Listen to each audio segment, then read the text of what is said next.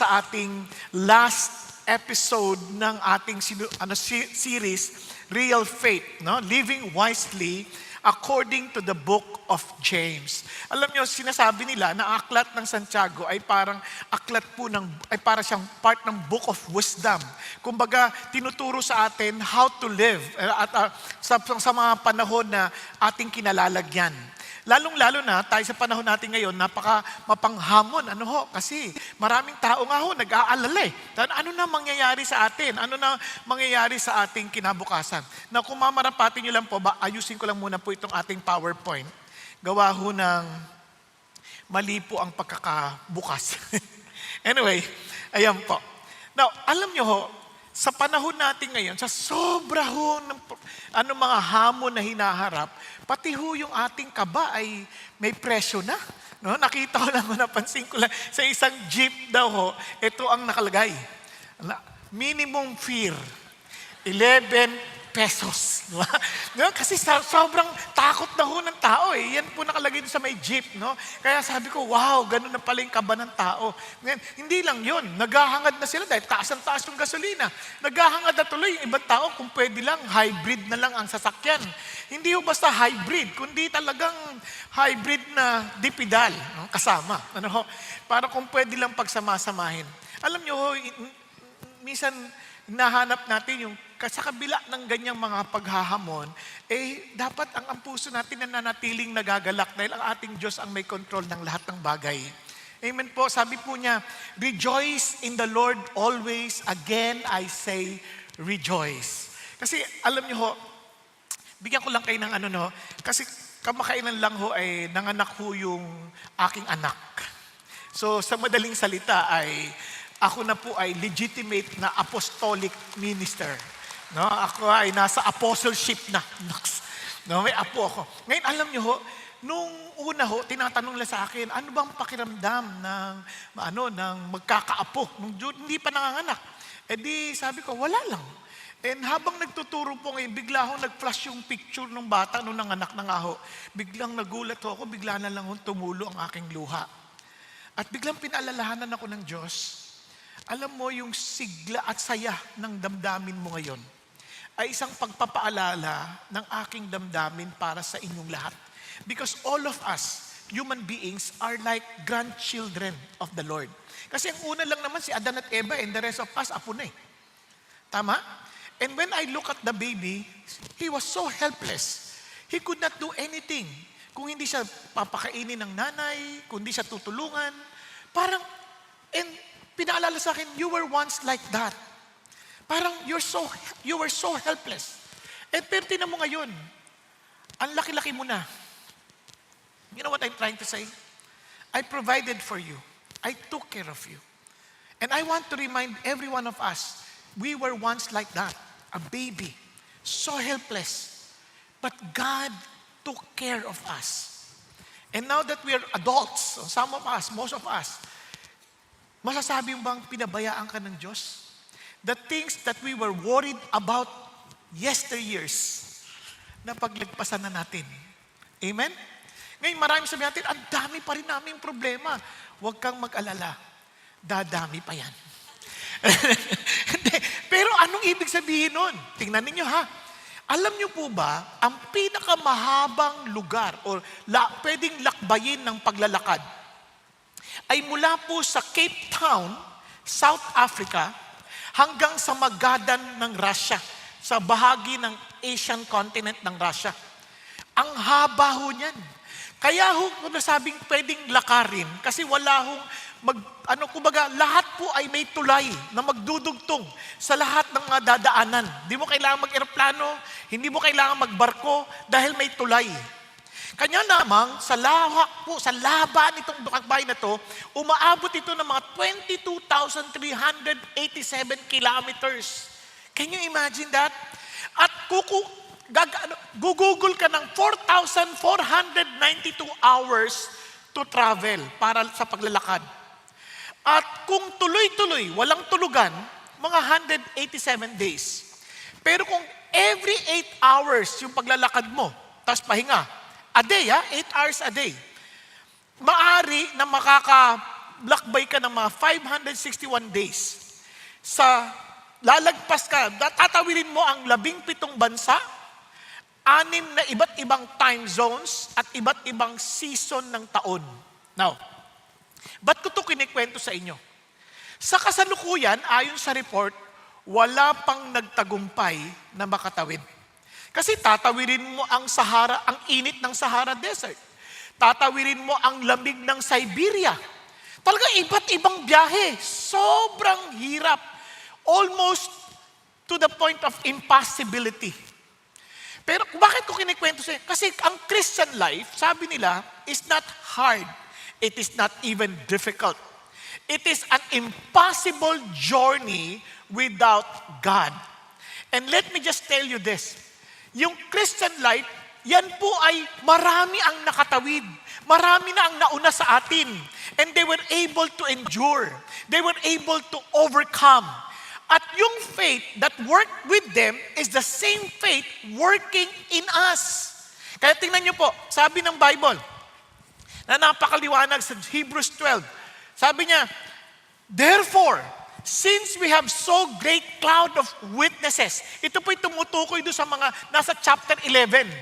And sabi niya nun, surrounding us, let us also lay aside every encumbrance and the sin which so easily entangles us, and let us run, look at the words, with endurance, the race that is set before us. So sabi niya, ano tayo? Tuloy tayo sa ating pagtakbo. Ay, ito, pakinggan niyo ha. And fixing our eyes on Jesus, the author and perfecter of faith. Now, kaya ho yung sinasabi ating real faith, yan ay, yung sinasabi ni James, hindi yan sumusuko. Hindi yan mahinang faith. Yan ay buhay. Kapag tinignan nyo ng mabuti, tingnan nyo, si Jesus mismo, yung pong pinaka-object ng faith, siya rin ang may akda at siya rin ang magpapaganap ng pananampalataya na yan. Kaya nga ho, tingnan ninyo, sabi niya, siya na-endure niya yung hostility ng mga makasalanan, laban sa kanya, pero napagtagumpayan niya yun. Kasi nasabi niya, kaya tayo rin, walang dahilan para sumuko. Kaya tingnan niyo yung summary, para mabalikan lang natin. Yung totoong pananampalataya, hindi yan sumusuko. Nagtutuloy-tuloy yan. At kayang sumunod dyan sa salita ng Diyos. Balagi natin nasasabi, hindi namin kaya, tao lang kami. Of course, hindi natin kaya kung tayo lang. But the faith that we received from Jesus, the faith that He authored, the faith that He is perfecting, is a faith that obeys God's word. Hindi lang yun. Hindi madaling magmahal ng walang favoritism. Come on, if we're honest, we are prejudiced people. Lagi mukha pa lang tinitingnan natin, ay, ano yan, hindi mabuting tao yan. Wala pang ginagawa. Itsura pa lang. Di ba? Kaya doon pa lang alam mo na kagad na imposible yung sinasabi ni James. Yes, it is really impossible. Kung wala ang Diyos, hindi natin kakayanin yan. But the faith we receive, we do the impossible. Tingnan nyo, it proves through works. Hindi lang yun. Controlling the tongue? Naku po, ang hirap mag-control ng tongue. Who can tame the tongue? Every one of us stumbles in that area. Pero sabi ng Diyos, once that faith is perfected, magugulat ka how your tongue is being controlled. And ito pa, sabi ganun, and it chooses God's wisdom na hindi earthly, hindi selfish, hindi natural, hindi demonic. Kasi pag selfish at saka may bitter jealousy, naku, sabi niya, ano yan, either earthly yan, o kaya natural, or demonic yan. But the wisdom I'm telling you is pure, peaceable. Wow, talagang sobrang nakakatuwa na it's beyond us. And it submits to God's ways, surrenders to His sovereignty, and now is patient and prayerful. What does it mean? It only means that we can experience God's power. Nasusundan po natin. So doon ho tayo magfo-focus. And maybe to some of us, biglang nasasaktan tayo, parang ang tagal naman, yung tagal ko ng Christian, pero parang walang nangyayari sa akin. Isang posibilidad, baka mali yung faith na pinangahawakan natin. Ang isang posibilidad, totoo, pero hindi mo kailangan magmadali. Bakit? Naalala nyo ang may akda ng James? Sino? Si James. At si James, siya yung half-brother ni Jesus na hindi naniniwala kay Jesus. Pero eventually, naniwala din. Kasi nakita niya na nag-resurrect si Jesus, talagang sabi niya, yes, indeed, He is the Son of God. He is the Messiah. Kaya ang sabi niya, sabi niya, James, the bondservant of God and of the Lord Jesus Christ. Doon maliwanag na inangkin niya na siya yung bondservant ni Jesus. At kaya naman, hinihikayat niya yung mga Christians. Huwag kayong susuko, ha? Parang sinasabi niya, sinulat niya, ini-encourage yung mga Christian, come on, huwag kayong susuko. Bakit? Kasi yung faith natin na totoo will persevere. Now, listen. Maraming mga tao, di ba, ewan ko, kung tatanungin niyo po yung mga farmer, ewan ko kung familiar kayo sa Chinese bamboo. Sa Chinese bamboo. Yung Chinese bamboo, pag yan ay tinanim mo, pag nakita mo yan, parang ang tagal. Parang unang taon, parang wala. Pangalawang taon, parang wala pa din. Pangatlo, pang-apat, parang ang ganyan lang, ang liit-liit lang. Pero pagdating ng ikalimang taon, maya magugulat ka. Doon sa ikalimang taon, in 6 weeks, bigla lang ho siyang uusbong ng napakabilis to 80 feet in just 6 weeks. Ang tanong, lumaki lang ba yung bamboo in 6 weeks? Obviously not. Kasi sa ilalim, pinalalago yan ng Diyos. Kumbaga, mayroong lumalalim na ugat. And minsan, ganun din sa Christian faith. Minsan parang walang nangyayari. Bakit ang daming ang tagal. Huwag kang mag-alala. May ginagawa ang Diyos sa'yo. Hindi mo lang alam. Bigla ka lang magugulat. Oo nga, no? Ito, para naman ma-encourage kayo ng konti. Alam niyo, isa sa pinaka-struggle sa akin, mainitin po ang ulo ko. Madali po akong magalit, nambabatuho ako kung nagdadrive ako, nangahataw ako ng side mirror pagka nagka-counterflow. At huwag kayong mag-alala, Christian ako at pastor na, nangahataw pa. Para ako nagpipreach, Papa, in the name of Jesus, mga ganyan. No. So, minsan tinatanong ko yung sarili ko, Lord, totoo ba ako? Lord, baka naman wala akong karapatan talaga. Ang tagal ko yung tinataglay. Pero mayat-maya nagpe-pray ako, nagpapasalamat ako sa Diyos na alam ko babaguhin niya ako. Alam nyo, bigla na lang hindi ko maintindihan. Parang ba't hindi ako nagagalit? Malapit na ako mainis dahil hindi ako nagagalit. Ano nangyari sa akin? Parang, bakit ganoon? Dati nagpipreach ako habang nagdadrive. Siyempre ako lang makausap ko sarili ko. Pero, surprisingly, binago talaga ng Diyos. Sabi ko, anong ginawa ng Diyos? Bakit ganoon? Anong nangyari? Hindi ko maikikwento sa inyo muna ngayon, pero pag nagising ka na, kikwento ko sa'yo. Pero what I'm saying is this, wag kang susuko. God is doing something in you. And I believe, kaya naniniwala ako sa prinsipyong 2 steps forward, 3 steps forward, 2 steps back. Then 3 steps forward, 2 steps back. Tama? Ibig sabihin, kahit na umuusad ka, kahit pa isa-isa lang, alam mo, totoo yung faith mo kasi umuusad ka. Are you following? Pakisabi sa katabi mo, huwag kang ma-discourage ha. Kasi totoo ang ating pinaniniwalaan. Totoo si Jesus. Okay? Ngayon, tingnan ho natin ito. Kapag dumadaan na tayo sa napakaraming mga pagsubok, dahil lalo na sa panahon natin ngayon, gusto natin lahat instant eh. Di ba? Instant. Instant noodles, instant yung mga instant coffee, di ba? Lahat, ang dami gusto natin instant. Pati sa, lalo sa wifi, gusto natin mabilis pag nagbabuffer. Ano ba? Ang tagal naman yan. Galit ka na kagad sa PLDT, galit ka na sa kung ano-ano. Inaaway mong Globe, inaaway mong Smart. Kasi ang tagal eh. Unang-una, wala ka namang subscription, mahiya ka nga. Gagalit ka pa. So, nagmamadali tayo lagi. So, yung ating kultura, parang ini-encourage na parang lahat nagmamadali. So, tuloy, alam nyo ba, ang speed, kaaway ng Diyos yan. Kasi ang sabi ng Diyos, they that wait upon the Lord shall renew their strength. They will mount up with wings like eagles. They will run and they will not get tired. They will walk and they will not get weary. Kaya ang tao na nakakilala kay God, marunong silang mag-intay because they understand that their God is in control. Relax sila. Kaya nga, ang mga nagmamadali, yung agad-agad madalas naloloko tayo pa nagmamadali. Tama? Kaya relax ka, yun ang sinasabi ng Diyos. Kaya ang tanong sa atin, how does real faith respond when life is hard? Pag humihirap na parang walang nangyayari, Lord, asan ka? Hindi namin alam. Ang dami na naming problema. Hindi namin alam paano namin haharapin.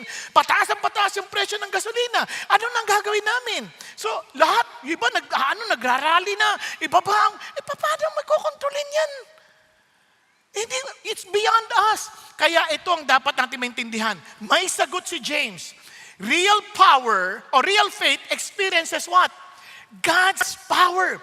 That power is readily available to all of us who have real faith. Yung pag-genuine yung faith mo, meron kang kapangyarihan na at work and kailangan mo yung maranasan. Paano? Pansinin nyo ang gandang ginawa ni James kasi sinandwich niya Nagsimula siya sa consider it all joy when you encounter various trials so you do not give up. Then again, he's telling us to do the same. We are to persevere, we are to pray, we are to proclaim. Sabi niya, you want to experience the power of God? Then real faith will persevere. Real faith will pray. Real faith will proclaim. Hindi siya natatakot sabihin kasi totoo yung kanyang pinananampalatayaan ng Diyos at siya ay hindi mo kailangan magdalawang isip. Kayo are so confident to proclaim about Him. Now, tingnan po natin to. Let's start with the word persevere. Now, napakaliwanag sabi ganun. Sabi niya rito, therefore, be patient. Alam mo ibig sabihin ng patient? Yung literal translation niyan, long suffering. Grabe, ang habang parang I am willing to go to that strength, to that extent. Bakit? Kasi alam ko hindi ito masasayang. Kung halimbawa, manganganak ka, naisip ko lang yung anak ko lang, no? Kasi sabi nila, 11 hours daw na nag-labor to some, mas matagal pa. Pero bakit mo titiisin? Tapos, di ba, pasigaw ng piga, walang yaka! Bakit mo titiisin yun?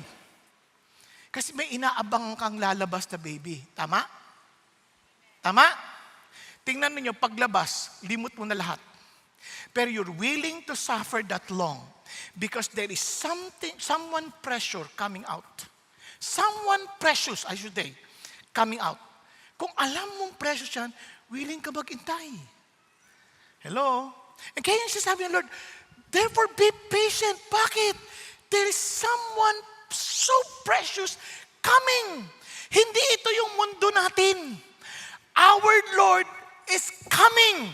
Yun ang pinaka-precious. Kumbaga, kung ikaw ay may ka-date, at gustong-gusto mo yung ka-date mo na yan, yung love na love mo, parang kahit ang tagal niyan, iintayin mo yan. Kasi alam mong darating at darating siya, and that person is so precious. Ganon din, kung ang asawa mo, mahal na mahal mo, hindi ka magsasawang mag-intay.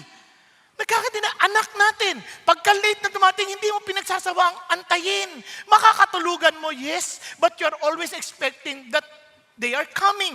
Bakit? Because they are precious. Di ba? Ganun din, pag ikaw ay nagninegosyo, may profit, it may take long, but you are continuously trying to wait. Bakit?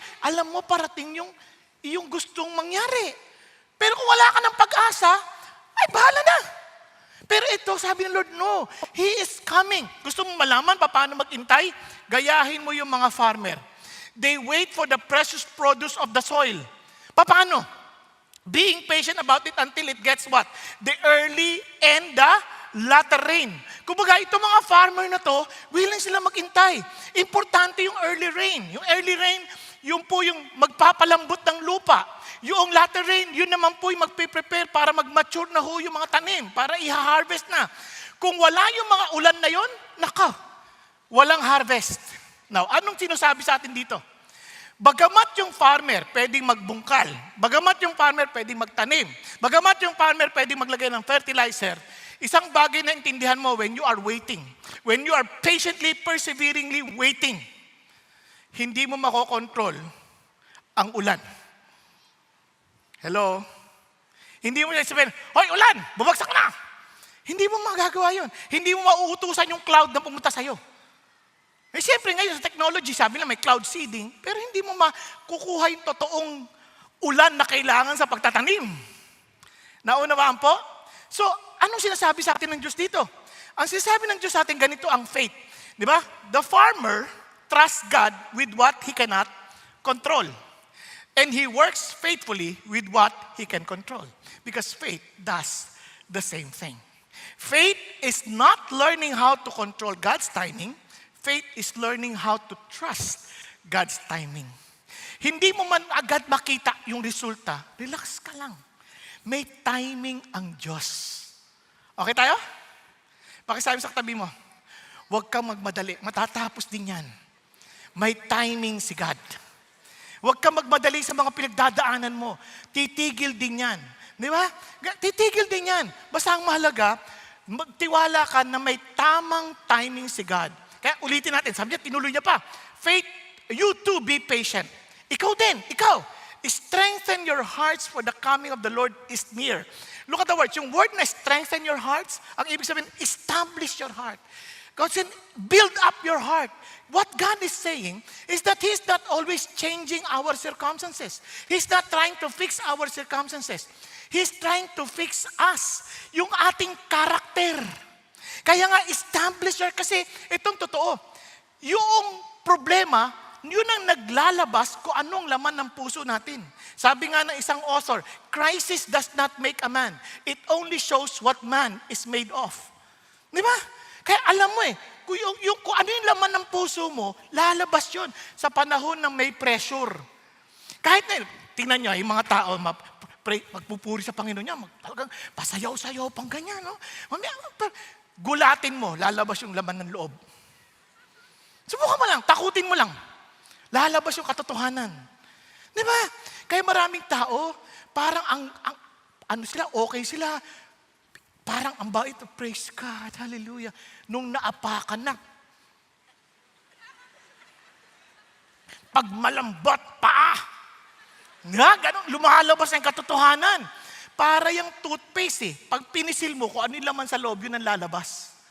Kaya minsan nilalabas yun ng Diyos, hindi para hiyain tayo, kundi just to show us where God wants us to become better. Okay tayo? Hello? Kaya tingnan nyo, pagtaas ang gasolina, dali sabihin, the Lord provides. Yun kung meron ka. Biglang wala, biglang tumaas yung gasolina. Ay, nako, ano ba yan? Sisisihin na si Trump, sisisihin na si Netanyahu, sisisihin na si Khomeini. Di ba? Kung sino-sino na sinisisi. Sisisihin ng presidente, sisisihin ng ang mga nasa gobyerno. Hindi. Ang Diyos may hawak sa lahat. Naunawaan? Establish your heart. Learn. Ano yung dapat natin matutunan? Di ba? Kasi trials reveals what is inside us. You see, God is not not to fix our circumstances. He is what? To form our character. So tuloy tayo sa verse 9. Kaya do not complain, brethren, against one another, so that you yourself may not be judged. Behold, the judge is standing right at the door. Ano napansin niyo? Pag nape-pressure tayo, sino sinisisi natin? Sa bahay, pag malang kakainin, kanya-kanyang sisihan na yan. Tama? Hindi ka kasi nagtatrabaho Kulang kinikita natin. Away na yan. Teka, sino ba nagpo-provide? Si Lord. Hindi naman yung asawa mo Hindi yung kumpanyang pinagtatrabahuhan. Si Lord ang nagpo-provide. Kaya huwag nating isipin na tayo ang nagkumikilos, kaya tayo Of course, pag tayo ay masipag, sabi ng Diyos, bibigyan niya tayo. Kasama yan sa kanyang rules Pero, siya pa rin ang nagpo-provide. Naunawaan? Kasi yung farmer, masipag sila, pero pag di umulan, paano? Si Lord pa rin ang magpo-provide. Kaya, kinan nyo alam nyo ba yung salitang do not complain? Ang ibig sabihin niyan, umiikot ang mata. May sabihin, mag-aral kayo para magandang kinabukasan nyo. Yan na naman. Kita mo ang hirap ng buhay natin ngayon. Ganun, umiikot yung mata. Tama? Oh, ibig sabihin, kayo, magtrabaho kayo para may kakainin tayo. Yan na naman. Na, sa totoo lang, reklamo tayo na reklamo. Kaya pati sa mga boss natin, di naman tumataas yung sweldo namin, ikot na may mata. Diba? Bakit? Alam niyo bakit? Kasi we are always looking at each other when problem comes. Doon lumalabas. Kasi yan, yung ating attitude, yung pag-grumble, yung pagkoreklamo, is actually a sign that our hearts are impatient. Parang impatience na yon ay nagpapakita lang na wala ka rin pasensya sa Diyos. Ganoon? Bakit? Parang sabi mo, Lord, mali naman timing mo eh. Ang tagal ko nag-iintay. Di ba? Tapos, ito pang binigay mong asawa sa akin. Tamad.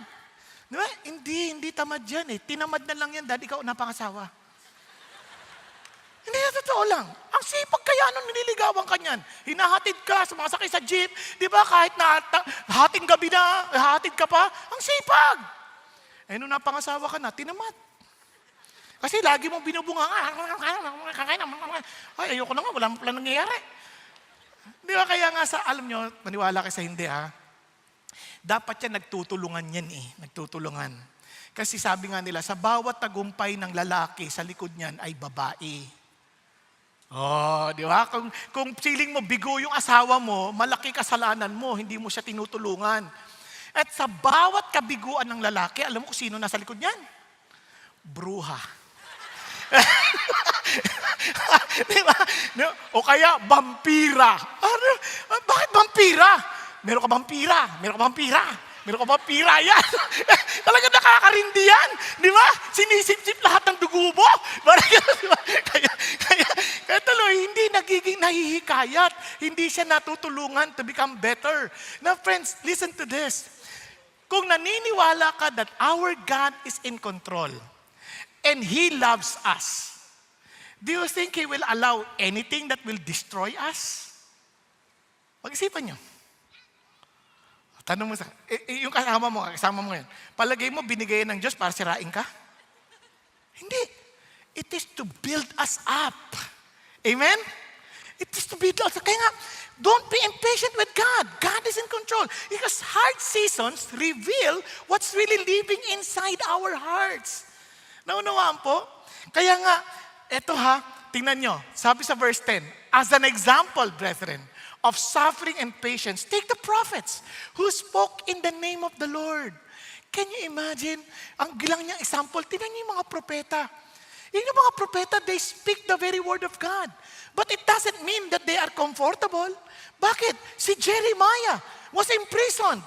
Si Elijah was hunted. And many prophets were rejected. Ang hirap ng kanilang buhay, but did they stop doing the very mission that God entrusted them to do? They never did. Tuloy pa rin sila. Bakit? Kasi alam nila, it's not about our comfort. It is the mission that God placed upon our hearts. Kasi hindi naman ito ang mundo natin eh. One day, He will come and He will reward all of us. Diba? Kaya nga, tatandaan natin ito minsan, nilagay sa amin, Lord, ang faithful ko sa iyo, tapos ganito pa nangyayari sa amin. Friends, faithfulness never guaranteed comfort. It has always guaranteed God's presence. Maintindihan nyo yan. Mag-handle kayo ng D-group. Ano ba to? Akala ko, be-bless kami. Una, parang ako, bless ako, nag-attend ako ng D-group, nakakatuwa. Naghahanda ka na ngayon, nagluluto ka na, ini-invite mo sila. Tapos biglang hindi darating. Something came up. Nakaluto ka na. Tapos, buti sana ko isa lang, mamaya, nagte-text siya, something came up. And nobody came up. Lahat, bakit ganyan? Di ba? Sunod-sunod. Nung una, exciting. Pangalawa, parang pahirap ng pahirap. Yung iba naman, magdadala na ng food, nakaka-excite. Yung iba, pag marami na nakikita pagkain, hindi na nagdadala. Nag-uuwi na lang. Di ba parang, ano na nangyari sa amin? At itong maganda, nag-aaral ka. Paghahanda mo sila, magre-reklamo pa sila sa turo mo. Nakakaantok naman siya magturo. Inuulit lang yung sinabi no Sunday. Di ba? Parang hindi man lang na-appreciate yung effort mo. Huwag kang mag-alala, hindi sila ang judge, si Lord. You may not see it immediately. Yung gagawin ng Diyos sa atin. He's fixing and continually forming our character. Kasi nga, ang importante, yung presence ng Diyos. Yun yung iiyak ka, Lord, grabe, nahirapan na po ako. And you would sense the very loving embrace of God. Yun ang isang bagay na hindi mo may pagpapalit. Now, in verse 11, we count those blessed who endured, who have heard of the endurance of Job. Biglang ginamit niya si Job. Kasi grabe yung pinagdaanan ni Job. And I've seen the outcome of the Lord's dealings, that the Lord is full of compassion and is merciful. Pag binasa mo yung Bible, walang kasalanan si Job. He was so faithful to God. And yet, in one day, he lost everything.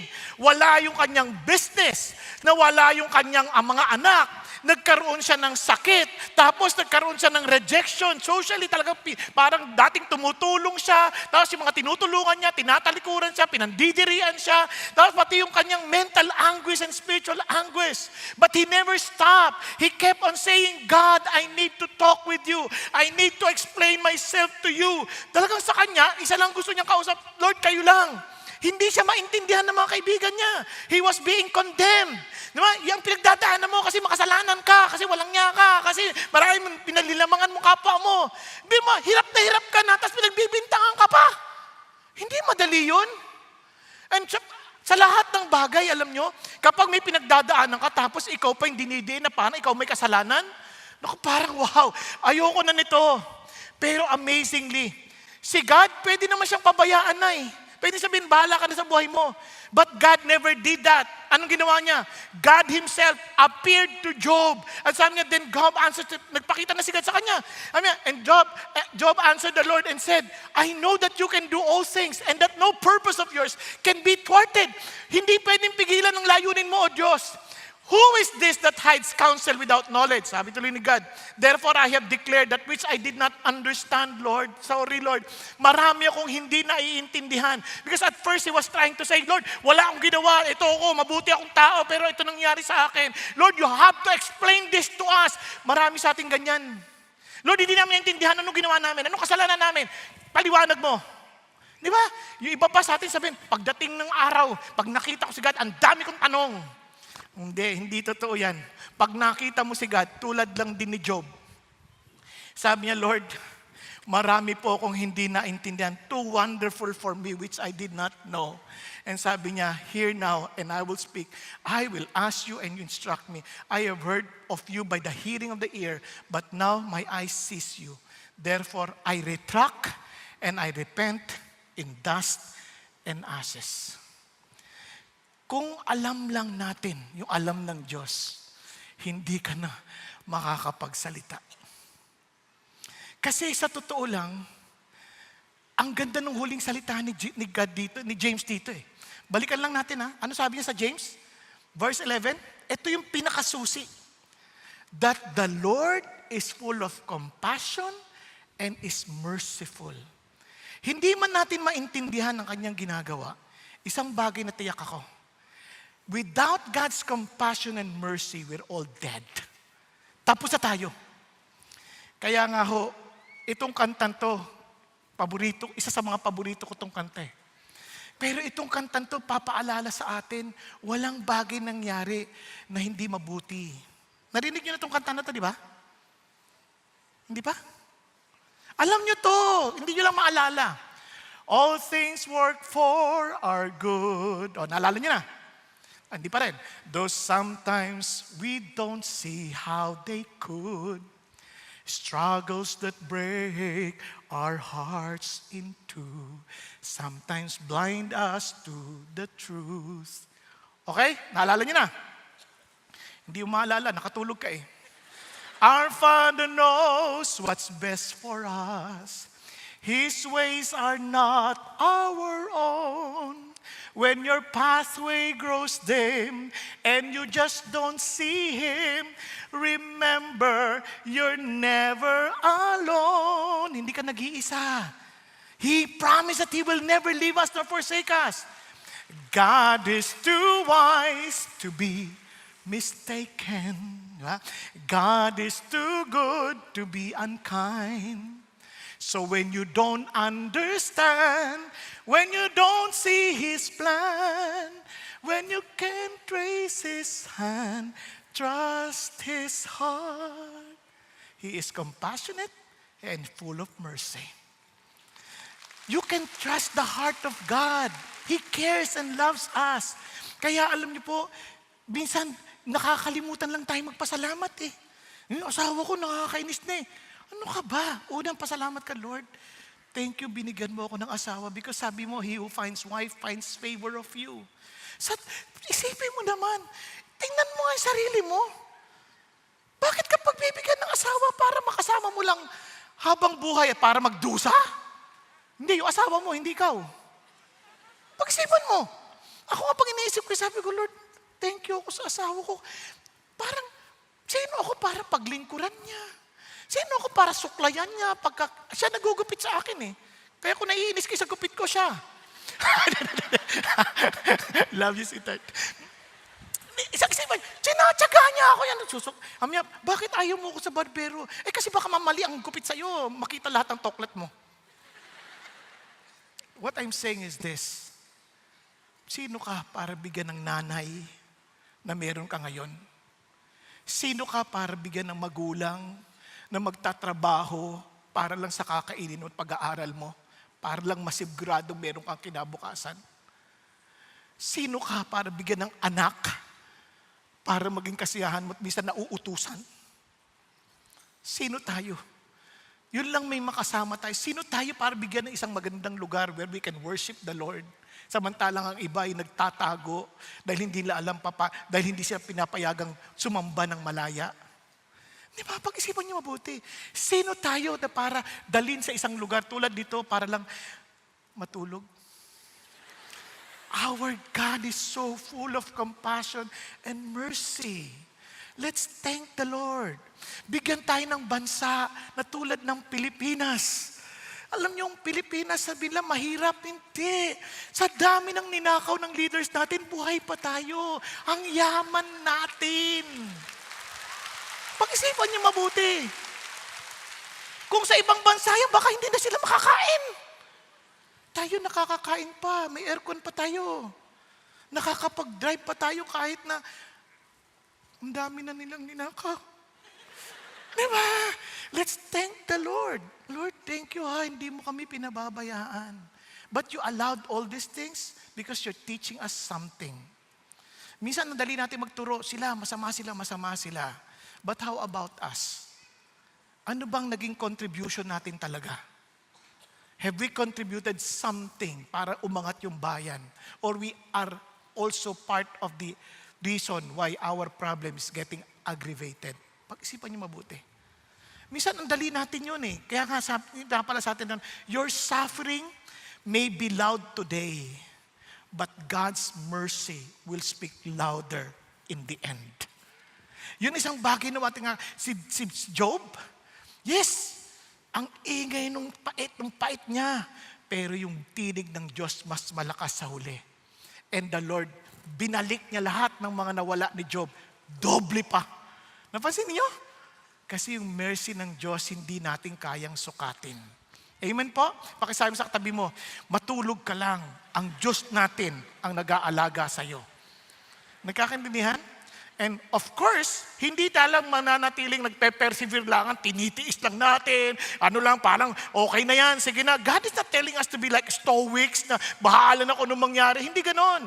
He wants us to bring our sufferings to God. Kaya nga we have to pray. Because real faith will pray. Kaya tingnan nyo, ang galing ng Diyos. Tingnan nyo, above all, my brethren, do not swear either by heaven or by earth or with other oath, but your yes be yes and your no, no, so that you may not fall under judgment. Bakit? Kasi yung mga tao minsan, Lord, sobrang hirap na kami. I promise you, pag ako pagka talagang binless mo ako, maglilingkod ako sa iyo, Lord, promise. Hindi na. Alam ng Diyos ang heart natin. We don't need to give His promises. We need to hold on to His promises. Sa halip, alamin natin yung pangako niya. Hindi yung pangako natin na importante, kasi yung pangako natin napapako yan eh. Kaya sabi ng Lord, in fact, as Christians, we don't need to swear because we are known in our honesty. Alam niya ang Christian, pag sinabi mo nagsalita ka, para ka nagbibigay ng yung personal oath sa Diyos. Because si God nakikinig. Kaya tinan mo, that you may not fall under judgment. He hears every word we say. He hears every attitude we express. Lahat yun, alam ng Diyos yun. Kaya sinasabi ng Lord sa atin, hindi mo kailangan i-express pa, I promise, honestly. Wala na. You must be honest. You must be truthful. But in order to do that, you must have an authentic faith, believing that God, the promises of our God. Bakit? Kaya sabi niya, Lord, is there anyone among you suffering? Anong gagawin niya dapat? Nagsasuffer ka? Don't complain. Don't make promises. Instead what? Pray! Yun ang gawin mo. Mag-pray ka. You trust the Lord, then you pour out your heart to God. And say, Lord, nahihirapan po ako sa ganitong kalalagayan ko. Tulungan mo ako. Lord, hindi ko alam ang gagawin ko. You pray. Prayer is just telling the Lord what you have in your heart. Hindi na kailangan yung bulahin pa sila, God, you are so great and wonderful. Lord, hirap po ako. Lord, nahihirapan po ako. Wala po kaming makain. Lord, nagdudusa ho kami. Masakit po yung nararamdaman ko. Kasi tatay natin siya eh. Saan ka tatakbo? Kung siya yung ating tatay, siya yung ating matalik na kaibigan, siya yung ating asawa as a church, we are the bride of Christ. Siya yung, kumbaga, siya yung totoong nagmamahal sa atin, sabihin natin, nararamdaman natin. Hindi masama yun. Alam nyo, katulad nito, may nagpa-pray sa akin, ayaw na tuloy magpa-pray ulit. Sabi niya, Pastor, pag-pray niyo ako, may sakit ako. O sige, Panginoon, kung hindi mo siya pagagalingin, kunin mo na siya. Sayang pera niya. Pero kung pagagalingin mo, pagalingin niyo na, kawawa naman. Pastor, wala ka namang ganyanan. Di ba? Kasi, baka kunin ako ni Lord eh. Nagpa-pray ka mo eh. Di sasabihin natin kay Lord kung ano na talagang gusto mo. Kung ayaw mong mamatay pa, di sabihin natin, Lord, ayaw niya pa pong mamatay eh. Pero gusto niya na pong gumaling. Kaya linawin naman niyo sa kanya, ba't kailangan niyang gumaling? Kasi maraming tao gustong gumaling, wala naman dahilan. Hindi naman niya alam ba't sila bubuhay. Di kawawa lang, puro consumption lang din ang kanyang haharapin. Naunawaan po. You tell God, nagsasuffer ka, you pray. Ano pa sabi niya? Ang ganda naman, buti na lang hindi laging suffering ang buhay. Is anyone cheerful? Ibig sabihin, may mga seasons of life. Mayroong mga seasons ng suffering, may seasons of rejoicing, may season of blessing. And sabi gano'n, he is to sing praises. On both seasons, ano sabi niya? You focus on God. Nakuha natin? Kahit anong pinagdadaanan natin, sa Diyos tayo tumakbo. It's like saying that real faith does not run from God in suffering. Ayoko na kay God, nagsasuffer ako. And it does not also forget God in success. Kaya maraming mga tao taga sobrang pinagdaanan ng hirap and they run to God. And after running to God, after a while, hindi naman agad-agad, binless sila ng Diyos. Oh, huwag mo kalimutan si God. Ganun kasimple yun. Meron pang lumapit, Pastor, pag-pray mo naman ako kasi nahirapan ako eh. Nung dati, yung tithes ko parang 1,000 lang eh. Kasi nga, okay naman ako, faithful ako. Ngayon, Pastor, laki na ng kita ko. Ano na eh, maabot na ng 100,000 yung tithes ko. So pag-pray mo naman ako, sige, pag-pray kita. Lord, pwede ba yung kita niya pababain mo? Sa 1,000 para hindi siya mahirapan? Kawawa naman eh, nahirapan na siya eh. Ay, wag naman, Pastor, wag naman. Wag naman. Yung kakayanan na lang. Yan, sabihin mo yung totoo kasi para alam mo rin. Kasi maging totoo tayo sa Diyos, yung totoo, tatay natin siya eh. Sa totoo lang, nagpapasalamat talaga ako sa Diyos kasi siya talaga yung natatapunan ko ng aking nararamdaman. Oh Lord, nahirapan ako pa nagpipreach ako, natutulog talaga siya eh. Sinasabi ko talaga. Sabi ko, pero wag niyo naman siyang patulugin ng tuloy-tuloy ha. What I'm saying is, I'm open and telling God what I feel. If I'm suffering, I pray. If I'm rejoicing, I sing praises to Him. Are you following? So, napaka-simple na sinasabi ng Diyos. And let's continue. Sabi nga doon, tignan nyo ha. You see, bigla sabi niya, is anyone among you sick? Ano, bakit pati-pati pag may sakit? Then, he must what? Call for the elders of the church. And they are to pray over him. Alam nyo ba, pag nagsasuffer ka, minsan kaya mo pa kahit mag-isa ka lang eh. Kapag ikaw ay masaya, siyempre kayang-kaya mo kahit mag-isa ka. Pero minsan, pag may sakit ka, parang feeling mo nag-iisa ka na talaga. Lalo na kung nakarating ang ganun, parang wala kang maasahan, wala kang masabihan, lalo na kung byuda ka pa, wala kang matawagan. Ano gagawin mo? Yun ang nakalimutan natin. Tayo'y kabahagi ng isang katawan. Tayo ay kabahagi ng isang church. Kaya alam nyo, sa laki na ganito, tatandaan nyo, during that time, ang kanilang church ay house to house. They meet. Kaya nga in our case, we grow in small groups. Kaya may small groups. Kaya minsan we encourage you to be part of the small group so that you would understand what it means to be part of the body of Christ. Kasi iba, parang, ba't ako mag-small group? Busy-busy lang ako. Kaya pagdating ng araw, nakita mong talagang kailangan mo ng panalangin, wala kang malapitan. Bakit wala kang makitang pamilya? Wala kang makitang pamilya kasi we need to understand that we are not alone. Yes, God's presence is there. But one of the manifestation of God's presence, alam nyo ano? His body, the church. Ang sarap no na meron kang kapatid na alam mong kasama mo, nagpipray. Kaya sabi niya, then he must call for the elders of the church. Yung mga sa small group, yung mga leaders, puntahan ka, ipag-pray ka. Hindi mo kailangan yung pastor. But in the body of Christ, in the smaller settings, andyan sila, they can pray for you. Those who are ahead of you, those who are more matured in the relationship with God. Nakaka-encourage kaya. Ngayon, ito na sabi niya, and they are to pray over him, anointing him with oil in the name of the Lord. Anong pagagawin natin? Since we're part of the body of Christ, ano sabi niya? Tingnan niya, you pray for the sick, then you anoint with oil. Ano ibig sabihin ng anoint with oil? Dalawang ibig sabihin. During the days of Jesus Christ, yung oil, medicinal yan. Naalala niyo yung Good Samaritan? Nung meron siyang na hold up? Ano ginawa niya? Pinahiran niya ng oil. Dala niya lagi yun. Kasi to them, it's medicinal. At the same time, yun din ang isang paraan, parang to remind them of the presence of God. Kasi it symbolizes the Holy Spirit. So ang idea, parang gusto kong i-encourage ka, okay lang, kung ang gusto ng Diyos sa iyo ay mapadoktor ka, nandito kami, sasamahan ka namin kung kinakailangan. Kung kailangan mo ng gamot, nandito kami, tutulungan ka namin. Pero ang iba, lalapit kung kailan may kailangan, hindi sila kilala. Kailangan tulong po, nagatin ako CCF. Saan? Kanino? Kaninong D-group ka? Sino area pastor mo? Hindi ko alam. Pati mo alam. Dapat kilala mo yung pamilya mo. Naunawaan po? Sa dami naman loloko sa panahon natin ngayon, yung ang bangko may sistema na, nagloloko pa Gagamitin pa yung bangko Lahat, sa church pa kaya? Alam niyo man, daming dito lalapit, pingin tulong. O, kailangan namin ng gamot. O, alika, bila kita ng gamot. Ay, hindi ko, kailangan ko pera. Kala ko gamot kailangan mo. Hindi, pera po. O, sige. Saan ka bang, ano ba sakit mo? Tingnan ko nga. Ano po, uuwi po kasi akong probinsya O, sige, hatid kita sa bus. Yung iba hinatid na The following Sunday, yan na naman. Bakit? Kala ko umuwi ka na sa probinsya. Di ba taga Bicol ka?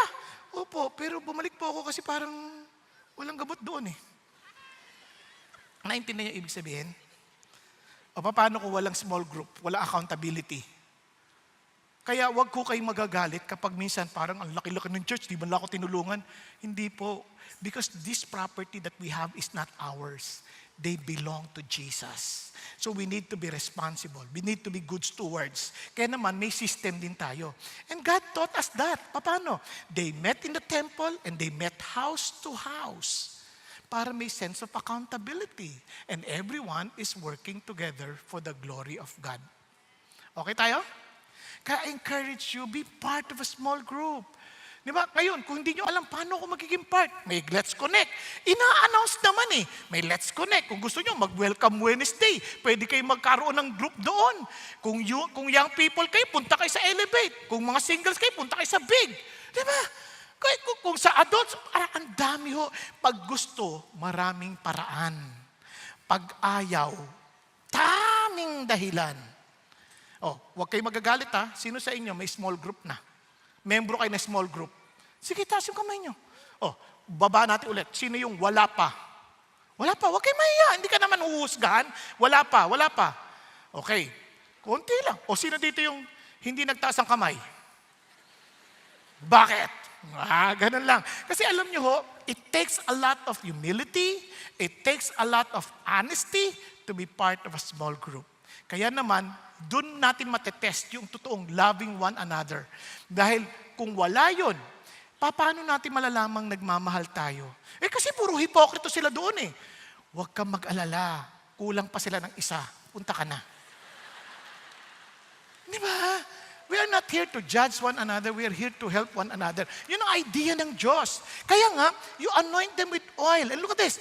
And the prayer offered in faith will restore the one who is sick. Ano ba ibig sabihin ng faith? Dapat ba yung uutusan mo yung sakit? Lumayas ka dyan, sakit. Hindi ganun ang faith. The prayer offered in yung bang faith dapat walang pagdududa kahit single doubt lamang. Hindi. Sabi ng isang, sa Mark chapter 9, Lord, I believe, but help me overcome my unbelief. It is an honest expression na sinasabi natin, Lord, ito po yung kalalagayan ko. Because I believe that you're God and you're real, you're a person, I'm telling you what I'm going through. That's faith. Lord, natududa po ako, pitulungan niyo po ako. Naunawaan po? Kasi yun ang idea nun. Ito yung faith. Without faith, it is impossible to please God. Everyone who comes to God must believe that He exists. For He is the rewarder of those who believe in Him. Naniniwala ka nag-i-exist siya, then tell Him your concern. Tell Him your problem. Yun ang sinasabi. Kapag pinag-pray may sakit, may kami pinag-pray. Sabi niya, Pastor, hirap na po ako. Totohanang sabihin, Lord, marami nakarinig nun. Kasi nag-pray kami, marami kami. Lord, nahihirapan na po yung kapatid namin. With all sincerity, Lord, kung hindi mo na mapagalin, Lord, pauwiin mo na siya at makapagpahinga na siya sa presence ninyo. Pero kung pagagalingin mo, Lord, please, gawin mo na agad. And the following day, umuwi na siya sa Lord. Mali ba yung prayer? Hindi. Kasi sinasabi mo sa Lord kung ano talagang nilalaman ng loob mo eh. Di ba? Yung iba talaga, siyempre naintindihan mo, gusto pa rin lang mabuhay, pero just calm them and let them understand. To be with Jesus, hindi masama. Naunawaan? Kaya lang, ito yung ano, kaya nga, yung promise will restore the one who is sick. Who will restore? Whether medicine yan ang gagamitin ng Diyos, doctor yung gagamitin ng Diyos, o ano man, sabihin mo pa rin sa Panginoon. Ang problema lang, minsan, nauuna yung advice natin kaysa sa prayer. Di ba? Brother, may sinisipon ako eh. Wala yan. Pag-pray mo ako, ganyan pa. Pag-pray mo ako, tagal ng sipon ko. 1 linggo na, tsaka may ubo pa eh. Maglagundi ka lang. Advice ka agad eh. Pag-pray mo naman muna. Diba? Malay mo kung anong source ng kanyang ubo at sipon. Pag-pray naman ninyo kasi si Lord magtuturo sa atin anong gagawin. Hindi advice agad. Hello? Kasi mas magaling tayo mag-advise. Ang sakit ng tiyan ko. Ay, okay lang yan, ano lang yan. Pahiram mo lang ng asaytid de manzanilla. Agad-agad, ganun kagad. Bakit hindi? Humingi ng prayer, di pag-pray mo. Tama? Andiyan pa kayo. So yun ang isang bagay na madisiplina tayong konti. Yung anak ko, nilalagnat, pag-pray nyo naman. Ay nako, tawa-tawa lang. Pag tawa-tawa na natin yung sakit. Di ba? Baka dengue eh. O tawa-tawa nga. Ay nako po. Pagtatawanan talaga tayo ng mundo. Parang mga Christian, may tawa-tawa talaga to. Hindi, makinig tayo sa Diyos. Amen? Mag-pray tayo. Then, the Lord will lead us. Kahit na doktor pa yan, kahit na gamot pa yan, kahit na walang medical intervention, si God pa rin ang nagpapagaling. And the Lord will raise him up. And if he has committed sins, they will be forgiven. Ano sinasabi niya? Minsan yung sakit, may kasalanan na nagawa. Kasi nangyayari din yun eh. Kaya nga, ang karugtong niyan, kaya nga ang mahalaga ito, when we pray, the prayer of faith is not confidence in our ability to pray. Minsan ganun eh. Hindi ako marunong mag-pray eh. Hindi naman. It is confidence in God's ability to act. Naunawaan? Doon tayo nakafocus kay God. Kaya naman, the power of prayer does not come from a perfect faith. Why? The power of prayer comes from a perfect God. Naunawaan? Andiyan pa tayo? Si God. Now, tuloy tayo. Tingnan nyo, kasi minsan yung sakit, dala din ng kasalanan. Kaya sabi nga ng ibang doktor, yung tinatawag ng psychosomatic illnesses, minsan because of too much worry, ng isip na apektuhan. Yung isip kasi, hindi lang yung parang inisip mo, may sakit ako. Hindi. Meaning, it affects your mind, no? Yung iniisip mo. Kaya minsan, hindi na naintindihan na merong tinatawag na spiritual therapy. Meron ding sakit sa spirito. Kaya nagkakasakit ang tao. Kaya sabi niya, confess your sins to one another. Now, hindi sinasabi rito, ito yung basic principle para hindi kayo malito Hindi sinasabi rito na kailangan makonfess mo lahat ng kasalanan mo. Hindi ganon. Public sin, public confession. Nagkakantindihan. Private sin, private confession. Ang idea ng confession dito is that you affirm, you confirm, you agree. In other words, sinabihan ka na, mali ang ginagawa mo. Ang tigas ng ulo mo, hindi. Tapos kayo nagkasakit ka ngayon. Bigla ngayon, oo, inaamin ko na, nagkasala ako. Yon. Kasi sinabihan ka na Yun ang idea ng confession dito. Hindi yung parang, kailangan i-confess mo lahat para gumaling na ako. Paano kung di ka gumaling? Ano niyo? Ang idea kasi dito, parang binalaan ka na, sinabihan ka na, mali ang ginagawa. Tinuloy mo pa din. Naintindihan? Andiyan pa kayo? Kaya sabi niya, so confess one and pray for one another. Tingnan nyo he did not inassure na mahihil ka so that you may be healed. Naunawaan. Kasi may mga pagkakataon na yung sakit na yan, hindi necessarily gagaling ka. Magagaling ka sa Diyos, sa langit ka na. Pero minsan, pagagalingin ka talaga because it's really because of sin. Like bitterness, sinabihan ka na, patawarin mo na kasi yan. Ayaw mo pa rin magpatawad. Alam nyo, ang dami nagkakasakit because of bitterness. Di ba? Ngayon, iba naman, dahil sa kawo-worry, huwag ka na kasing mag-worry. Worry ng worry, nagkasakit. Naunawaan po? Kaya, minsan sinasabihan ka na. Then, sabi niya, teka, itong isipin nyo. The effective prayer of a righteous man can accomplish much. Now listen, para tayo magkaliwanagan. Secret sins sometimes keeps us sick. Confession opens the door for healing. Kaya magtataka maraming tao, marami silang tinatago sa kanilang puso na hindi na masabi-sabi, natatakot sila. And it causes them too much stress. Kaya sila nagkakasakit. Parang huyan yung bata, naalala ninyo, yung kwento ni Peter. Naalala niyo pa si Peter, nung naglalaro ng tirador, biglang tinamaan yung pato ng lolo niya. Tumalsik. Ano yun? Dugo yun dugo. Ayan, buti hindi umabot sa'yo, kundi bato ka na ngayon. Di ganun, patay. Siyempre, takot Tinago ngayon ni Peter. Biglang sabi ng kapatid, "Hi Peter, I saw what you did." Nakamatay. Please don't tell anybody, don't tell Lolo, don't tell. Yeah, but you know what? Nasaya na.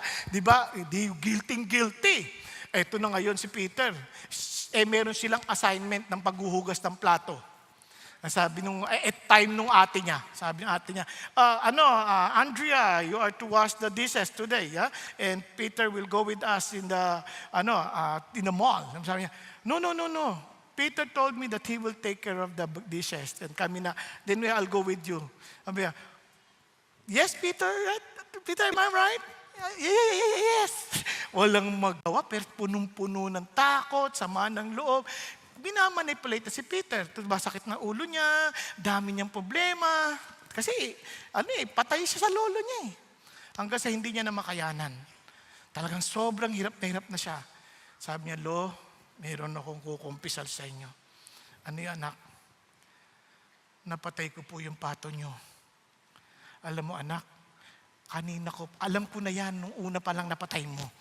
Nakita ko din Inaantay ko lang aminin mo." Isipin niyo yung mga dala nating sakit ng ulo. Dahil sa takot nating malaman ng iba. Samantalang pwede mo namang sabihin sa Panginoon Diyos at kung sino mang taong involved. Amen po? Tatahimik ang buhay mo. Yun ang sinasabi ng Diyos dito. Kaya pagdating sa verse 16, therefore, confess your sin. Look at the words. The effective prayer. That prayer is so effective. It's so powerful. And we, who are forgiven by Jesus, we are the righteous people of God. Can you imagine if we will all learn to pray? Ano kaya mangyari sa bansang ito? Sometimes we complain more than praying. Mas marami tayong reklamo kaysa sa prayer. Reklamo tayo na reklamo sa mga government officials. Are we praying for them? Sa totoo lang. Di ba? Reklamo sa mga church leaders. Are we praying for them? Kaya ang talo sa atin, kunyari ako nabasa ko, nalaglag isang pastor. Nalaglag. Ay ko, Lord, iyak ako bigla eh. Lord, hindi ko man lang napag-pray. Bless ako sa mga libro nila. Tapos ito ngayon, ang dami lang kapalpakan. Never ko silang pinag-pray. Bigla ako naalala, ang dali nating maghusga. Kaya sama nila, hipokrito sila. But if they're part of the body of Christ, bakit hindi natin sila pinag-pray? Kapatid, learn to pray for one another. We belong into one body. Pag isa nagkasakit, lahat tayo damay. Di ba? May kasabihan sa Pilipino, sakit ng kalingkingan, sakit ng buong katawan. Meron lang madali. Kaya damay tayong lahat. So I beg of your prayers. Bakit? Kasi tao lang din kami. But prayer, because it's so powerful, it releases God's power into real situations. Prayer changes hearts. Prayer transforms lives. Prayer brings heaven's power into earthly problems. Ganda-ganda ako sa sinabi ni John Chrysostom. Sabi niya, the potency, yung kapangyarihan ng prayer has subdued the strength of fire. It has bridled the rage of lions. It has expelled demons. It has broken the chains of death. It has assuaged diseases. It has rescued cities from destruction. It has stopped the sun in its course. It has arrested the progress of the thunderbolt. Grabing kapangyarihan ng prayer. Ang tanong, and that prayer has been given to us Christians. What are we doing with it? Are we praying? Asar ka? Naiinis ka sa tatay mo? Are you praying for him? Naiinis ka sa asawa mo? Are you praying for him? Kaya sa halip na dibdibin mo yung problema mo, uulitin ko, tuhurin mo. Ay, wag ganyan. Tuhurin mo. Baka nga ganunin mo. Patay yan, di ba? Hindi. Kaya we pray. We bring to God in prayer. And look at what he says. Elijah was a man with a nature like ours. Well, si Elijah, grabe, pinadala niya yung apoy eh. Grabe yun. Hindi ko kaya yun. He prayed and sinabi niya, wag uulan. Hindi umulan, 3.5 years. So sabi niya, grabe yun, hindi ko kaya yun. Hindi. Pareho lang na si Elijah. Ang sinasabi ng Diyos, tao lang din siya. Nadidepress din siya. Natatakot din siya. Kapareho lang na si Elijah. Kumakain din siya ng 3 beses ang araw. Kapareho na si Elijah, nagugutom din. Kung may sunglass lang ng panahon na yon, magsasunglass din si Elijah. Katulad ni Renato. Kapareho lang natin si Elijah. Inaantok din siya tulad mo. Naunawaan? He is just like us. Kaya nga pinatulog siya ng pinatulog ni Lord eh. Naalala nyo? Pinatulog siya ng pinatulog. Kasi kapareho lang natin siya. But he was able to confront the king. He was able to stand at the Mount Carmel against all false prophets because he prayed. Naunawaan po.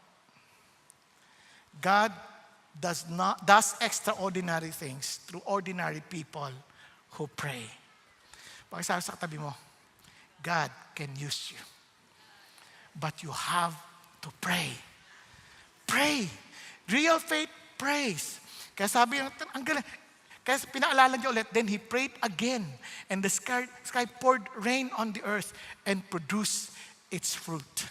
Friends, faith waits. Faith works. Faith prays. And God moves. Amen po?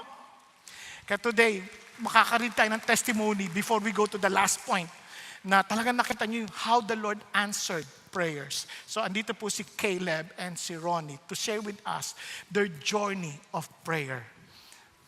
Good afternoon. I am Rolly de la Cruz, married to my ever-loving wife, Lani, for 22 years. we're blessed with a son, Caleb, whom we have committed to raise in the Christian faith. We joined CCF in 2019 and currently serving the Lord as D group leader and members of various ministries. Good afternoon. I'm Caleb, 21 years old and in my third year of college. A D group member and a leader, part of the core leaders of Elevate Angono, the Exalt and the host team ministries in CCF Angono. At around 7 p.m. of November 16, 2024, while my wife and I were in CCF Angono attending a D Leaders Assembly, Caleb, who attended an Elevate Fellowship, sent a text message saying, "Bahay na po." Everything seems fine, but when we got home, around 9 p.m., we saw Caleb lying on his bed with dried blood on his nose and vomit in the kitchen sink and toilet. Caleb was incoherent. I immediately called his D group leader, and together we immediately brought Caleb to the nearest hospital. However, we were advised to transfer to a larger hospital that is better equipped to handle the case. Caleb has seizures throughout the ambulance ride, and even after we arrived at the medical city emergency room. He would scream, move uncontrollably, then lose consciousness. This cycle happened several times. 6 people needed to restrain him. From the ER, Caleb was transferred to the ICU. We were told he had slim chance of survival. An emergency open brain surgery was immediately done to relieve the pressure caused by the bleeding.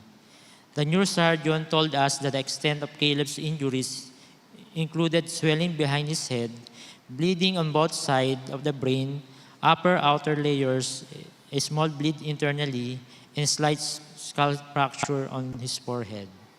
It took nearly a week for the bleeding in Caleb's brain to finally stop. To make things worse, he developed ICU-acquired pneumonia. My wife and I felt helpless and hopeless, and we were clueless about what exactly happened to our son and if he could survive. The hospital bills of more than ₱1 million was also a growing concern. After my son's operation, his D group leader and our D group leaders initiated a campaign for corporate prayer for Caleb. At 12 noon of November 19, 2024, a call for prayer and fasting via Zoom for Caleb's healing and recovery began. This lasted for 16 days until the day of his discharge. Many people joined and countless others messaged our family, offering prayers for his healing and financial provision. While all of these were happening, we sought financial assistance from various foundations and government agencies. A fundraising project for selling various merchandise was also launched. Many gave support and financial aid, including strangers. We were overwhelmed by how God sent people to help us. There were enough funds on hand or guarantee letter will be issued every time a payment was due. God's hand of provision never fell short. 11 days from my open brain surgery, I was taken off my ventilator and sedation meds. The following day, I was moved to a regular room. When I regained full awareness, I was surprised to find myself in a hospital room. That was when I told my parents of my last recollection of what happened to me. My head traumas might have been caused by a slip on the floor, followed by a strong hit on the wall. I didn't realize at the time that my parents were afraid I may not recognize them when I woke up. But by God's grace, I did, along with everyone else who came to visit me. In just 20 days from the initial admission, we were given discharge orders. Though the total bills was in the millions, we just signed a promissory note of 200,000 pesos only, payable in 15 days. Just over a week later, we received a call from the hospital informing us that a guarantee letter has been issued covering the remaining balance. God is truly amazing. As my recovery continued, we discovered during the physical therapy that my locomotor skills were not affected. Even though the doctor said that healing and improvements would take time, God, in His mercy, chose to accelerate that process. Instead of the usual 6 months of recovery from an open brain surgery, my skull replacement procedure was successfully done only 3 months after that incident. Praise God. The main area the doctors wanted to work on was my speech. I stand here deeply grateful to God that I am personally sharing with you the testimony of His miracles in my life. I also shared this in a radio station and have been delivering messages in different CCF gatherings. Aside from this, my professors made some special arrangements which allowed me to continue with my college education without any delays. Please allow me to share what my non-born-again Christian colleague told me. She said that Caleb's healing was due to the faith of the church. She believed that the miracles happened because of the prayer offered during prayer o'clock, as well as prayer from our families, friends, relatives, CCF Angono members, other CCF satellite churches, and even people we never met. We are forever grateful to all of those who fervently prayed with us. God says in James 5:14-15, "Is anyone among you sick? Then he must call for the elders of the church, and they are to pray over him, anointing him with oil in the name of the Lord.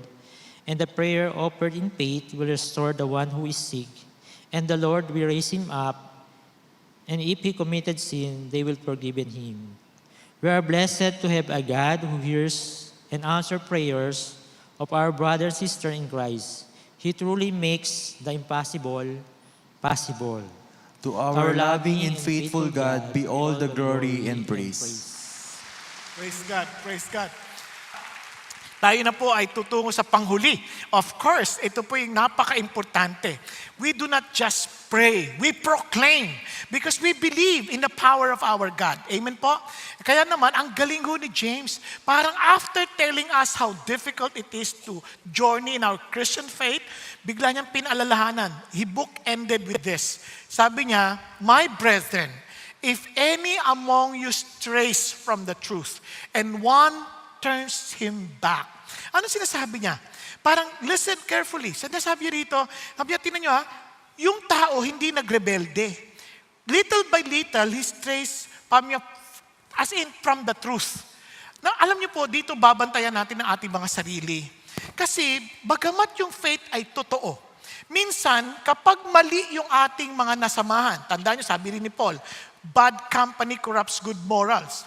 Hindi yan bigla. Unti-unti lang, a little compromise here, a little compromise there, magtataka ang layo mo na. Nakuha ninyo? Kaya yun ang isang bagay na dapat nating maalala. Kaya sa pinapaalala ng Diyos, yung mga distraction from God. Minsan, yung iba nga, hindi ko sa inilalahat, no? Iba, nagsimula muna, sige, ano nang muna tayo, online na lang muna tayo. Again, hindi masama yun kung talagang hindi kaya. Ha? O dito naman tayo. Kasi habang pinagagaan mo yung buhay mo, minsan hindi ko sinasabing lagi, minsan yung comfort, sinisira yung ating potential. Remember, may kasabihan na comfort destroys potential. Kaya minsan wag natin hanapin yung madaling paraan. Kasi sometimes if we are always looking for the easier route, ganyan, we get crooked sa ating mga lakarin. So God is giving us warning. Pero as a church family, hindi dapat yun, lumayo na siya, hayaan mo na yan. Wala tayong pakialam dyan. Hindi totoo yun. If we understand the faith that God gave us, hindi yan makasariling faith. Lagi nag-iisip yan on how we can work together and finish the race. Tingnan nyo, sa Galatians, sabi niya, "Brethren, even if anyone is caught in any trespass," nakita mo nagkasala, anong gagawin mo? Grabe naman! Christian ba yan? Ginagamit lang yung church niyan. Ginagamit. Agad-agad, meron na tayong kagad ganong judgment eh. Relax ka lang. Sabi niya, kung nakita mong nakasalanan, ano gagawin mo? You who are spiritual, you think you're spiritual, you think you're walking according to the will of God. Ano dapat mo gawin? Restore such a one in a spirit of gentleness. I-social media mo. Banatan mo! Ipakita mong masamang tao yan. Ganun ba? Yun ba sabi? Hindi. With gentleness, pero liitan mo lang ang sulat. Para gentle. Ganun ba yun? Di ba? Ang idea, each one looking to yourself so that you too will not be tempted. No? Bantayan mo kasi tayo rin mahina eh. Ang sinasabi niya, we care for each other kasi tayo, tao lang din tayo. We are all saved by the grace of God. We are not saved because we're good. We're not saved because we're self-disciplined. We are not saved because we are morally upright. No, we are saved because of the grace of the Lord. So let's be gracious with one another. Naunawaan? Minsan, Christian ka na, ha? Kapal ng mukha nito. Di ka na nahiya. Wag ganun. Be gentle. Kapatid, Christian ka na, hindi yan magiging mabuti para sa'yo. How can I help you? Di ba dapat ganun ang isip natin? Kahit sa mag-asawa, church ka pa, ha? Ay, mga magulang nag-elevate ka, tapos ganyan ka. Wag ganun. Wag natin gamitin yung mga, parang tinutulak natin sila. Tinasabi ng Lord, bear one another's burdens and thereby fulfill the law of Christ. Ano sasabi niya? Magtulungan tayo. Magtulungan tayo. Kaya alam mo sakit eh. Minsan, sabi nga Christians are the only people who shoot their own wounded soldiers. Hindi ako payag. Kung masama yung tao, tulungan natin. Christian tayo eh. Naunawaan, huwag nating apakan. Kamali, sisiraan pa, aapakan pa. Huwag. Tulungan natin. Mahina tayo. Kaya sabi ng Lord, di ba? Yung babae, caught in an adultery. Ano sabi niya? Nagsulat eh. Tapos biglang niya gano'n, sige, yung walang kasalanan siya, unang bumato. Unti-unti, nawala.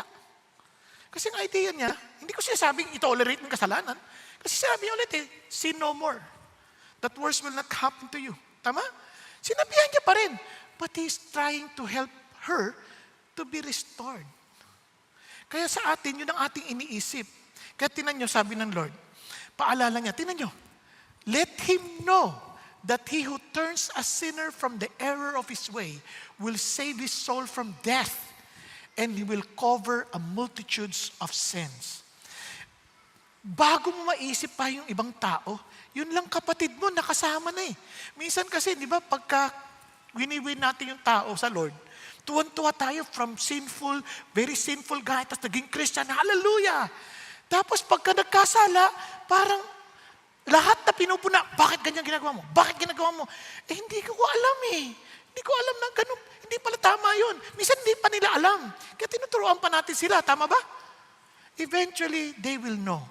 But even then, tulungan pa rin natin sila kasi lahat tayo merong mga bagay na it takes a lot of time bago magbago. Kaya nga nagtutulungan. O, naunawaan. Andiyan pa kayo. Now, tinan nyo ha. A healthy church, tanda natin to, does not ignore wandering believers. Nagkamali, mayroong mga questions sa isip, biglang may napunta sa maling paniniwala. Hindi lang, relax lang. I-guide natin. Huwag nating i-condemn. False prophet ka! Mga ganun, huwag naman ganun. Tulungan natin. Matututo din naman yan eh. Dahan-dahan kasi they will understand the truth because they see the love of Jesus in us. Are you there? Are you still there?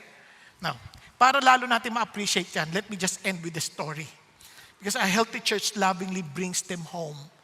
Do you still find the body of Christ as your home? Alam niyo ba sa Tagalog yan? Tahanan. Yung matatahan ka sa mga mapag-iyak mo. Ang ginawa natin tirahan.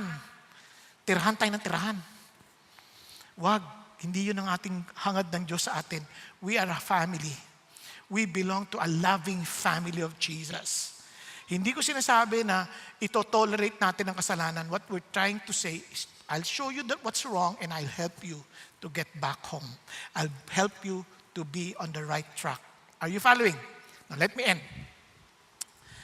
Naalala niyo itong kwento na to? Ito po ay kwento ni John, Apostle John, at ni Eusebius of Caesarea. Noong late na sa buhay ni Apostle John, kinento po ito ni Clement, no? At na-notice niya isang bata na with great potential. And that young man was passionate, energetic, and eager to follow Jesus. Sabi ni John, in-entrust niya sa isang pastor. Sabi niya, I commit this young man to you before Christ and the church. For a while, everything seemed to go well. Okay, nag-grow yung bata, tuloy-tuloy sa Panginoon doon. The young man was baptized and began growing in faith. But over time, something tragic happened. Meron pong isang hindi magandang bagay na nangyari.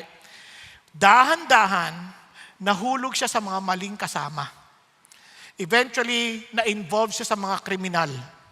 Yung kanya pong puso tumigas at naging leader ng isang band of robbers na nagtatago sa kabundukan. Nalaman ito ni John. Kadali-dali siyang pumunta doon sa church, sabing gano'n, nasa na yung young man na pinagkatiwala ko sa'yo? Sabi ng pastor, talagang yumuko yung pastor, sabi niya, patay na po siya. Ha? Anong ibig mo sabihin? Patay na po siya sa Diyos. Pinaliwanag niya na yung bata naging kriminal at ngayon, namumuno na ng mga makakriminal na namundok na. Agad-agad, tingnan niyo ang puso ng apostol. Hindi niya hinayaang ganun na lamang. Kinuha niya ang kanyang kabayo at tumakbo. Hinanap yung bata, pumunta doon sa kabundukan. At doon, kinuha siya ng mga robbers, kinuha siya ng mga bandido. At nung nakita niya yung bata, nakita ng bata, face to face si John, na-recognize niya. Nagtatakbo! Yan na yung kwento. Nagtatakbo! Sa hiya! Nagtatakbo. At itong sigaw ni John, Anak, bakit ka tumatakbo sa akin? Matanda na ako. Wala akong sandata. Huwag kang matakot. Meron ka pang pag-asa. Sabi niya. At sunod niya, sasagutin kita sa Panginoong Jesucristo kung kinakailangan. Bumalik ka lang. Bumalik ka lang. Itatayuan kita sa harap ng Panginoong Jesus. Bumalik ka lang. With all sincerity and love.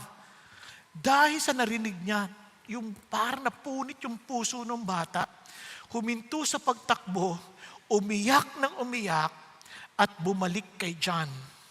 At eventually, naibalik siya sa church. At nagsisi. Alam niyo, yun ang wala na ngayon sa atin. Ang dali nating magtaboy. Ang dali nating magkondena ng tao. Nawala na yung pag-ibig ni Kristo, tulad ng pagmamahal niya sa isang prodigal son.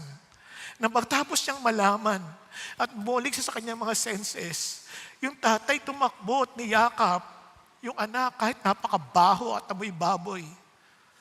Niyakap, hinalikan, hindi pa humingi ng tawad. Wala na yun sa atin.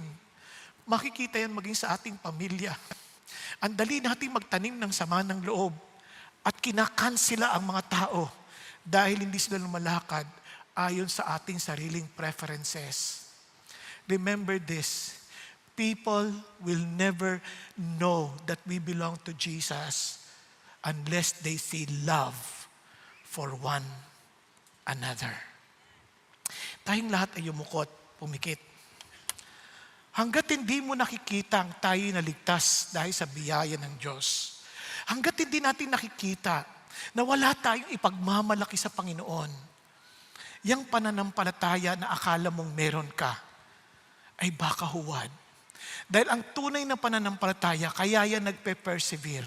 Dahil maliwanag sa kanya ang pag-ibig ng Diyos. At siya'y tinanggap hindi dahil siya'y mabait, hindi dahil siya'y magaling, hindi dahil siya'y banal. Tinanggap siya dahil banal si Jesus. Dahil si Jesus ang namatay sa krus ng Kalbaryo at nabuhay na magmuli. Kaya siya nananalangin, hindi dahil sa nakikita niyang sarili niyang matuwid, kundi ang nakikita niyang katwiran ni Jesus. Kaya siya lumalapit ng may tapang sa Panginoong Diyos. Dahil batid niya na lumalapit siya sa pangalan ni Kristo Jesus, hindi sa sarili niyang pangalan.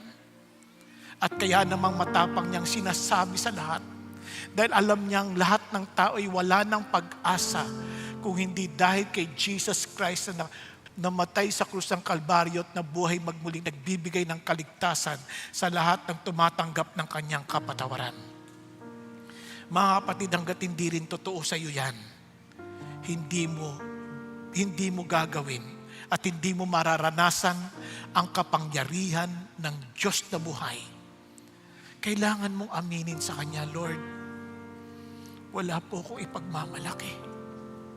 Ikaw lang ang aking kaligtasan.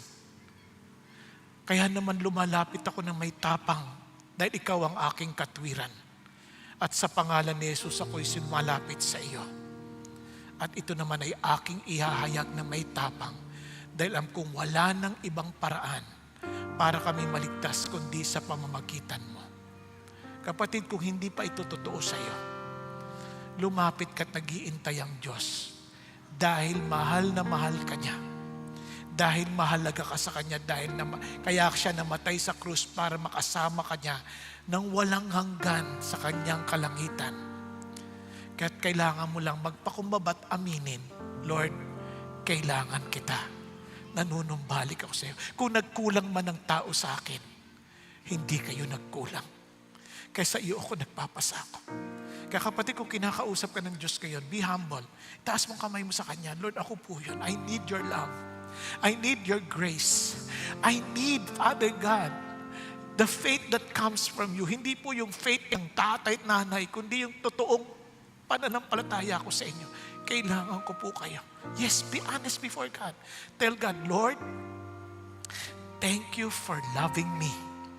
Sabihin mo sa Panginoon Jesus, thank you, Jesus, for loving me. Thank you for dying on the cross for my sin. And thank you that you rose again from the dead to assure me that all my debts are paid. And thank you that you are coming back soon to bring me with you in eternity. Kaya naman, Lord, use me. Use me, Father God, to pray for others. Use me, Lord, to proclaim your truth to others. Use me, O God, that I may, Father God, model what it means to be persevering because of the faith that you've started in me and with the same faith that you will perfect. Thank you, Lord Jesus. Thank you, Lord, for the new life that you have given me. And thank you, Jesus, that from now on, this faith will continue to grow